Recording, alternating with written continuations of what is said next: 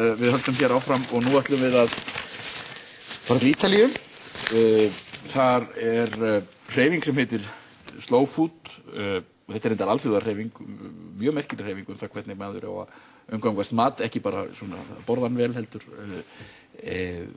hvernig maður á að kaupa mat og hvernig matur á að framleiða þannig að það sé umhverfisvænt og gott fyrir einstaklingi. Við ætlum að byrja að sjá bara smábrot úr kvikmynd sem tengist þessari hreyfingu og svo erum við með viðtal við aðalritarinnar sem heitir Paolo Di Croce og kemur frá Torino á Ítalíu.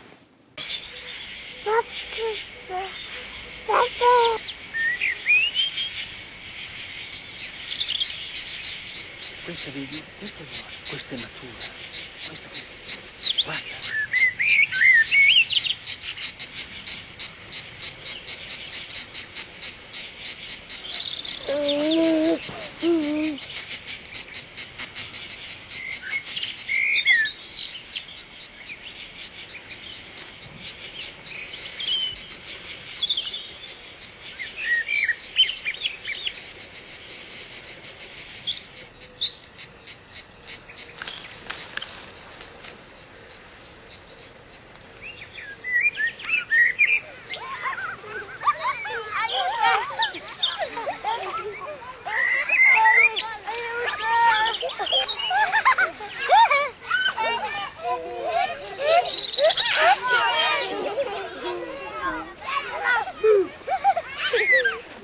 Þetta bútur úr kvikmynd sem sýnd hérna á RIF, Reykjavíkur kvikmyndahátíðinni. Hérna hjá mér Paolo Di Croce sem aðalritari stórra og merkilegra samtaka sem heita Slow Food. Paolo, this film that was shown here in Reykjavik, can you tell me a bit about it? Yeah, it's something as a sort of documentary on Terra Madre. Terra Madre is our main project that we are managing all over the world, and it's a sort of a global network of food producers who follow our philosophy.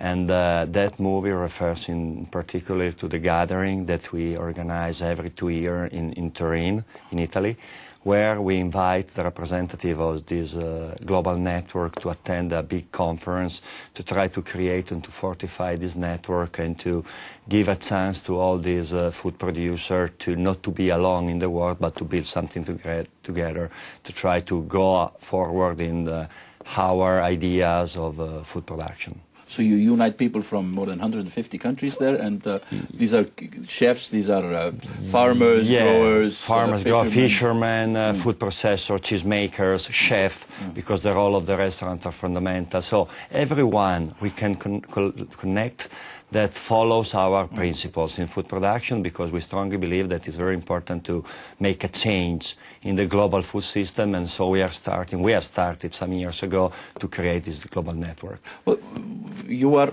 the general manager of Slow Food, which is an international organization, a very important organization. I think you are opposed to what you call the industrial system of food production. Yeah, we think that the system that has run the world in the last 20, 30, 40 years is causing a lot of problems in different levels. You know, just the figures that, in my opinion, can explain very well the situation, that we live in a world where we have 1 billion people suffering of hunger and starvation. They do not have enough food to eat. And on the other hand, we have around 1.7 billion people suffering of problems, healthy problems caused to a bad diet, diabetes, cardiovascular diseases, obesity, and so on. This is a clear signal that something is wrong. And also talking about climate change, so that maybe today there is the UN summit on climate change these days. And food production and agriculture is one of the main reasons of climate change. So we really believe that if we think to sustainability, we think to the next generation, we have to do something in changing the system. Your mottos are that food should be good, clean, and fair. Can you explain this to me? Good refers to taste, refers to organoleptic quality, refers to the fact that we have to, when we eat, it has to be a pleasure. And too often, everywhere in the world, we eat the same food without any taste. Clean means that food has to be environmentally friendly. We cannot eat good food, tasty food, without thinking of the way of production process. So it's fundamental that food production doesn't create problems to the environment. And fair refer to the fact that too many farmers, too many food producers all around the world, they do not earn enough money for their job in all over the world, in developing countries where we work, but also here. And on the same hand, we as consumers, too often, we are obliged to pay a too high price to buy food. And so just a fair compensation between the price that the farmer have to earn and the price that we have to buy, to spend to buy food, define what for us it's a fair food. So the combination between good, clean and fair define a quality food for us, and they are the principle we are following in all our activities, and and all our Terra Madre food producer follows these principles. You have been, for example, against genetic modification? Absolutely against, in the sense that we think that there are many reasons why we are against, but I think that if I had just to say one, is that we strongly believe that food and seeds have to be free. Has to be free for everyone. Seed is life. Life has to be free. If you put if you patent the seeds, and if you oblige farmers all over the world to buy for seeds, we think it's absolutely wrong. It's against the ethical and social reason why life has to be free, why we have to pay for life. Then there are a lot of other reasons why we are against, but I strongly believe that it's not possible to patent life. There's actually a magnificent part of the film which is about the opening of the seed bank in one of the coldest places of the earth on Svalbard. We have to save seeds, and then I think it's very nice and important to compare that seed bank there with what they show in the film in India, where they show a farm that is also a seed saver, a huge seed saver in northeast of India, and there it's life. Farmers can go there, get the seeds and exchange seeds. That is really the base of life and base of farming. Instead of buying expensive modified... Absolutely. Or hybrids or coming from everywhere in the world. It's our history, the history of this planet, is that seeds every year can be, they replicate. It's life, so it's not a problem. You don't have to buy seeds if you are a farmer. Only genetically modified seed you have to buy every year because they are sterile. And so you have to buy every year, but it's wrong because it's not what has always happened. But it's a horrible fact that we are living in a world where agriculture is not sustainable, where fisheries are not sustainable, and in a way it can be said we are destroying the earth. We are living far beyond the means of the earth. But at the same time, we are producing food that could feed double the number of human beings on the earth. Absolutely. This is another reason why the GMO are completely useless, because they say they produce more, and so these will become fundamental to feed all the people of the world. It's not true. United Nations status, as you said, every day is produced enough food to feed 12 billion people, 12. And we are 6.5, 6.7 billion people. So it's the system that is wrong, the distribution is wrong. You know how many food is produced just to feed animals? You can imagine that 36 of the 40 poorest countries in the world, in Africa and Latin America, export cereals to Europe and to the US to feed animals. This is really gives the idea of the fact that it's the system that is wrong, the distribution is wrong. We don't need to produce more. We need a more sustainable system.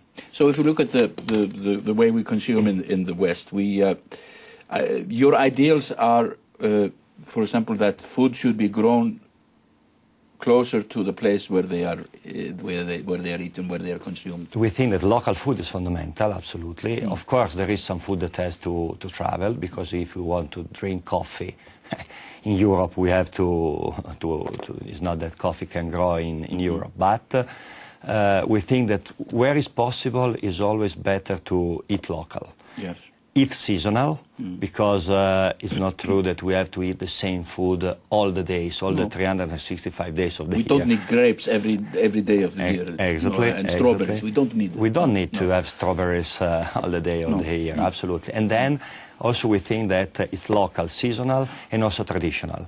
We think that one big part of our job is to try to promote and defend the traditional food and the autochthonous food, and what is part of the history and the tradition and the identity of the country. That also here, the global system is affecting this. We are losing a lot of our food biodiversity, our food diversity, because we eat the same things everywhere. We are losing varieties, we are losing species, we are losing vegetables, we are losing everything. Also here, you are losing your Icelandic goat, for example. You only have 400 animals left. We think that it's a pity because it's part of your history and identity, and I'm sure that there are a lot of tradition, food tradition connected to that goat that can be great, can be very important for your country.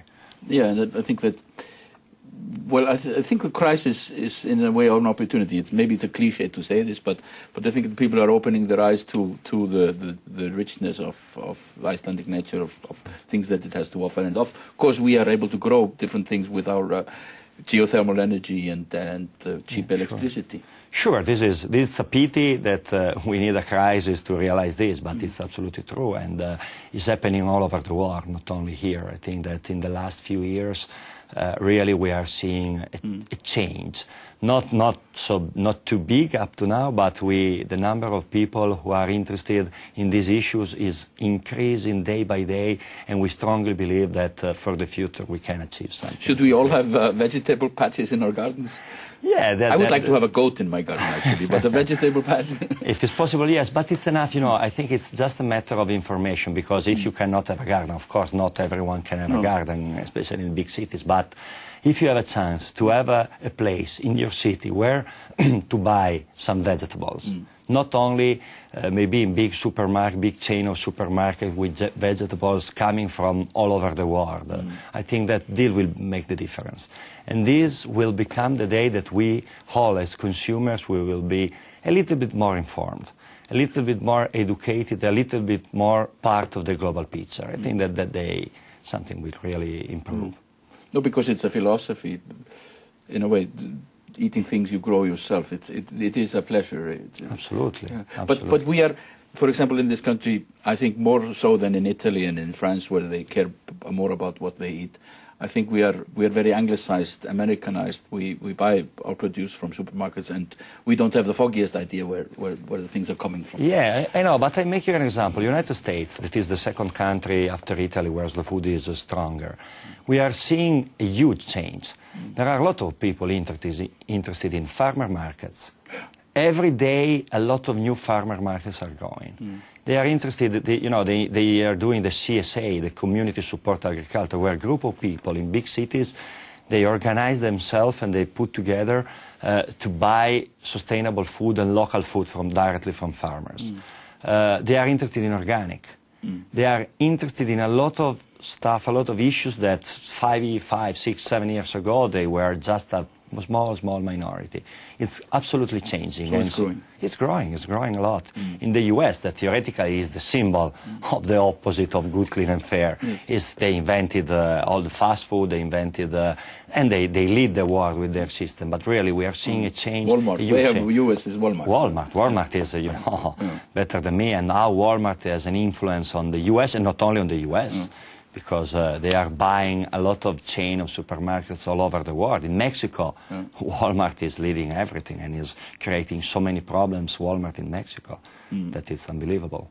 Yes, but I think, well, we have farmers markets opening in Iceland, and we have websites with farm produce, and so we might be optimistic about sort of that people are educating them, getting more educated. Absolutely, I can say that I'm just here for this is only the second day of my life here in Iceland, but with all the meetings that I had, I really believe that there is a lot of opportunity, a lot of potential, because there is a lot of attention from what I realize in these 2 days. So, Paolo, thank you for coming to this program. Thank you very much.